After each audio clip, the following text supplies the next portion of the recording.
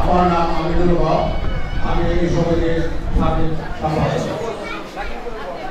সম্মানিত উপস্থিতি। আমরা আশা করব যে আমরা চুপচাপ আমাদের এই প্রধানমন্ত্রীর বক্তব্য শুনবো, যাতে বিপুলতার সাথে আমরা এই সভাটা শেষ করতে পারি, এটা আমরা আশা করি। বিএনপির আহ্বায়ক, বিএনপির সর্বস্তরের নেতা কর্মীগণ এবং আসসালামু আলাইকুম। আমরা এখানে উপস্থিত হয়েছি উড়ান বৈঠকের জন্য। এই উড়ান বৈঠকের প্রধানমন্ত্রী আমিনুল হক উনি শুধু রাজনীতিবিদ নন, ওনার বড় পরিচয় হল উনি একজন জাতীয় ইন্টারন্যাশনাল ফুটবলার। 2000 সালের প্রথম দিক থেকে আমরা যখন একটি রাজনীতি করি তখন প্রত্যেক দিন ওনার রাজনীতিকে নেতৃত্বের প্রয়োজন।